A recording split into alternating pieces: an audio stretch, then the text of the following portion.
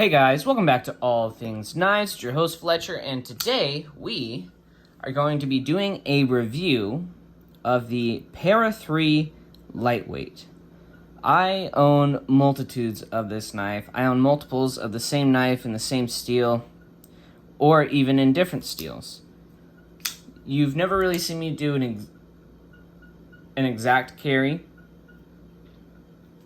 of the Para 3 Lightweight. But I've carried this, I would say, well over, maybe not 30 days straight, but 30 days total.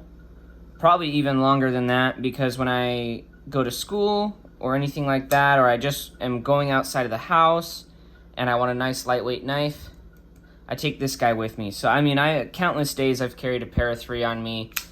The lightweights, I've used them. They're phenomenal. Let's get into talking about them. First thing, let's get into weight. Why is this guy called the Lightweight?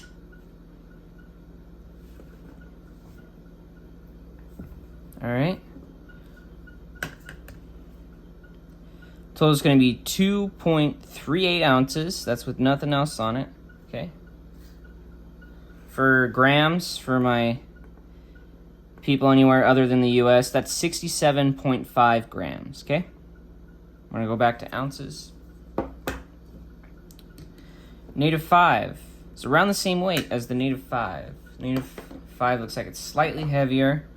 Delica, around the same weight. PM2 should be heavier. Yep. Gail Bradley's definitely gonna be heavier. Yeah. Shaman, stock configuration. Sage 5 lightweight. Okay. Osborne.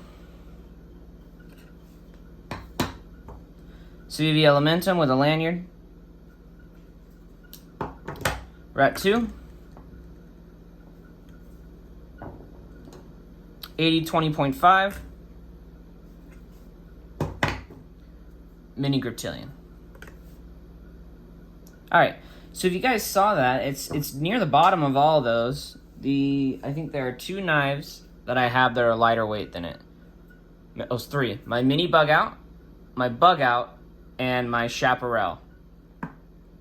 Those are the 3 knives that are lighter than it. So it's definitely in a weight class all of its own, and compared to a standard Para 3,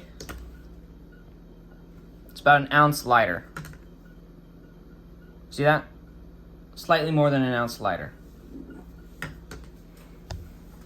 Let's get into measurements.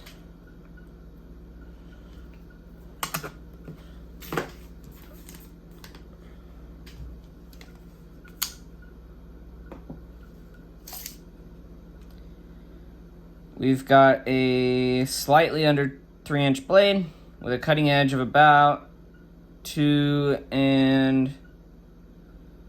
let's see, in between a 1/2 inch and 5/8, it's a 1/16 of some kind. Oh, and then actually let's go to handle. I'm going to count the choil and without the choil. So with the choil, you're getting 4 and 3/8 inch handle. And then if you're not counting the area with the choil, 3 and 5/8 of an inch. Okay? So let's see how that compares to, obviously the PM2 is going to be larger, but just for someone who has a PM2 and is thinking about the Para 3, you got about an inch less handle. The blade total on the PM2 is about a 1/2 inch longer, and then the cutting edge is about a 1/2 inch longer as well. Okay. Something more comparable like the Native 5. This is like one of Spyderco. This is like their sleeper model, the Native. Such a great little knife. Native is, I'd say, right at 3 inches, if not same blade length as the Para 3. With the choil, you're talking 4.5 inches of handle. Without the choil, you're talking 3.5, so that adds about an inch there. So they're actually pretty comparable. Let's take a look at actually their blade stocks. So if you see, the Native total is going to have a slicier blade stock just because it starts thinner. But if you see the Para 3, starts thicker and then distal taper all the way out. So they'll both be great carry knives in terms of their cutting performance. Let's see how this stacks up to the Delica Wharncliffe.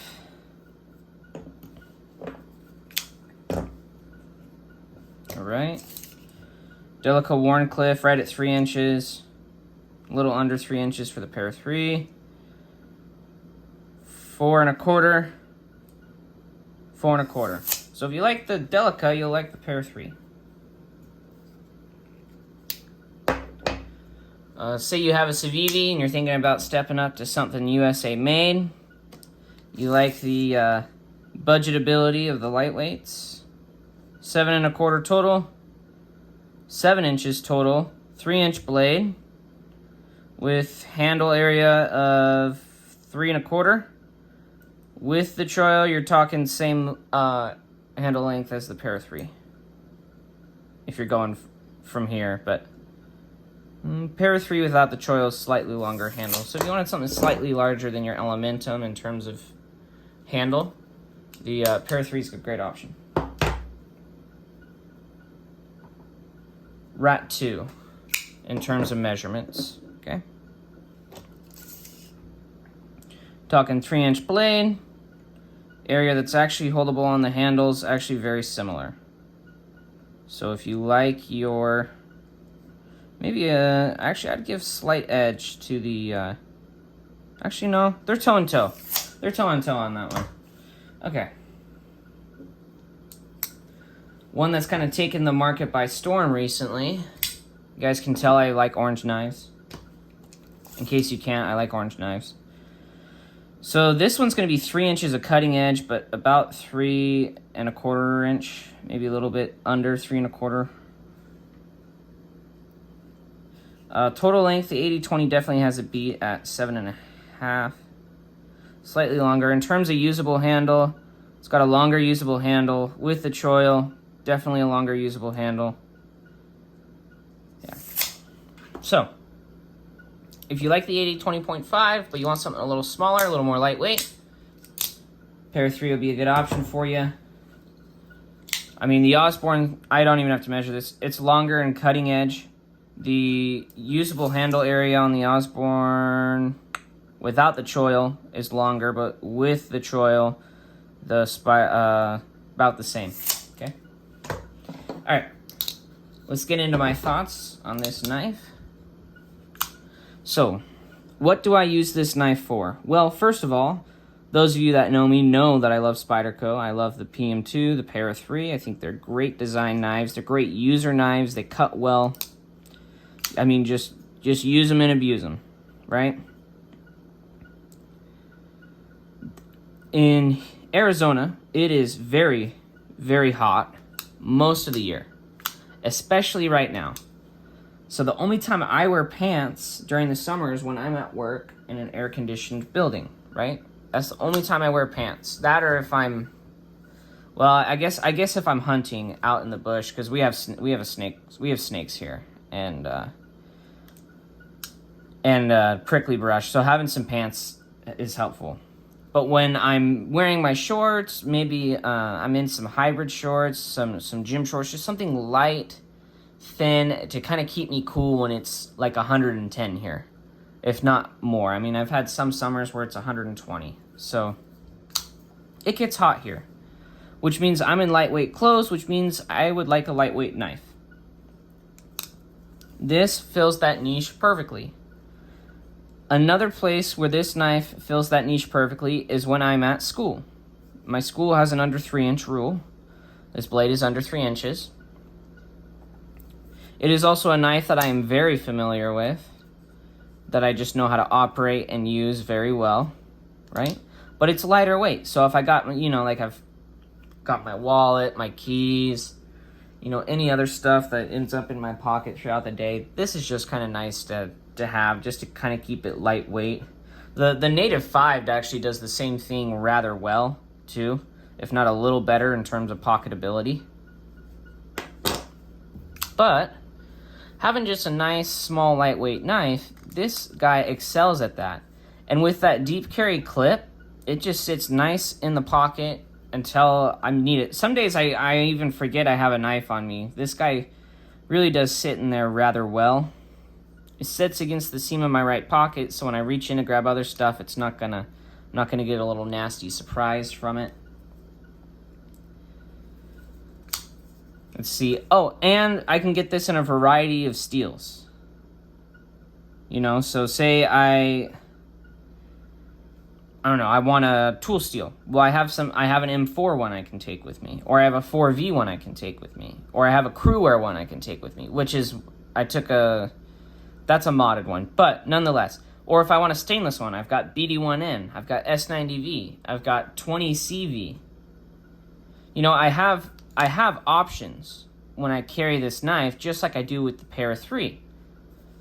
Another place where this actually does really well, because this is very easy to take apart and maintain, is as a fishing knife. And I would say as an outdoor knife, because if you get any guts or anything in the pivot or blood or water that, you know, will eventually cause rust to your blade, what I do is you just take it apart, oil it all up, clean it all up, and you're good to go. And this is even easier, I would say slightly easier to take apart than, actually I think I might have to take that back, because you do have to take the pocket clip off, whereas with the other one you don't, but you don't also have to deal with the lanyard tube. So if you wanted to do a full disassembly, this is way easier.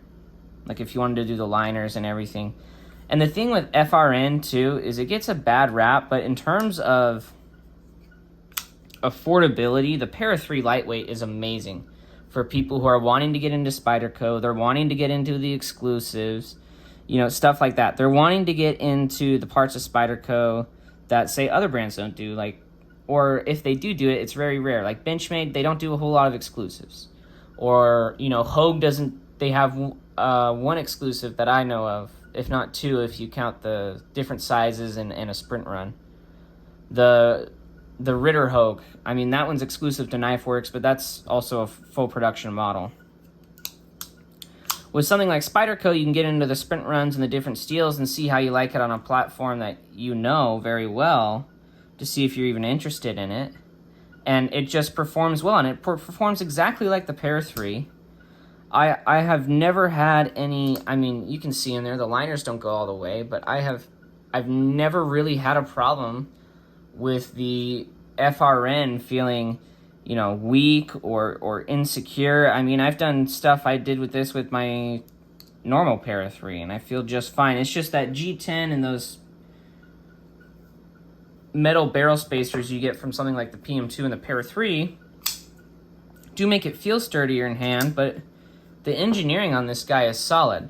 Now, I will say that they do need to put the chamfering on the inside as well, because this sometimes can get kind of sharp, or I'll feel it. You know, like they just need to buff that off. That's all you do is you take a little buffer, 1 second, and it's gone, okay? But yeah, I mean, that is something that when you really get down on this knife, the FRN isn't as comfortable as the G10 because of that little lip. Although the contouring and the chamfering here, I guess filleting. I think maybe that's filleting. Call that filleting. The filleting there feels really nice. Yes, it does fit full-size 550 cord. And the deep carry clip over the normal Spyderco clip, that's it changes the whole way the knife feels. It really is awesome. The only thing about these wire clips is they do move. That has bugged me at times, and then this is what I say to myself. You just don't worry about it. That's all I say. It's just like, quit. You're focusing on the most minute detail. You know what I mean? Like, the knife does everything else well. The pocket clips have never fallen off of me. Like, it's a sturdy clip, you know, and it's got good retention to it.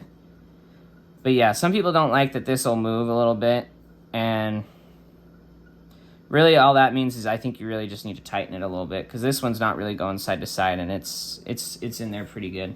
But if you don't like the clip, because you don't like that it moves around, just get the Lynch Northwest titanium one, and that's a solve right there. You're still, and with that clip, you're still cheaper than a normal Para 3, right? The Para 3 lightweight, if I had a list of lightweights, it would probably go Bug Out, Para 3 lightweight, something like the Native 5. The mini bug out is actually really nice. And then, you know, like the top 5 spot, you could kind of throw some other stuff in there. Like maybe a Sage 5, or if I really, really wanted to go lightweight, something like the Chaparral, I think is also another good option. But yeah, I mean, in terms of being someone who loves the Para 3 already, and then going to a more lightweight platform, you'll really, really enjoy the Para 3 lightweight. Now, if you don't like FRN, I would say this is the least FRN feeling knife. Like, it feels, because of the filleting and such, it feels less like an FRN knife than the bug out does. And it doesn't have as much scale flex, I would say. This guy does only have one side aligners. That is true. And it only does have one washer. I found that as long as you oil it up, it actually does, the action on these is just fine. Like, you still get a drop, here, I'll show you guys. You still get a drop shutty knife. My one gripe is that these aren't always center. This one is, I think, yeah, slightly off center. A lot of them are like here, or they're here. I hardly ever get them here. They're all somewhere else. So if I had one gripe, 2 gripes, I guess. Chamfer this, or fillet it a little better. Okay? And get that centering down. Just get that centering down. I know it's a cheaper knife, but it's USA made. And you guys are known for making a good product. So just get that, you see that? Get that centering there. You're like 1/10 of an inch over, and you're spot on. Really, I don't think I have anything else to say about the Para 3 lightweight than what I've said already. It really is a great knife that'll perform well as a lightweight knife in those hot summer months, or even if you have a bunch of other gear and you just want to keep your knife weight down. It's a great choice. As always, guys, thank you for watching. Like, comment, share, subscribe. Shoot any comments you have down below. Shoot any thoughts you have on the Para 3 lightweight. Heck, shoot any gripes you have about the Para 3 lightweight. Let's get a little conversation started. And as always, guys, stay sharp.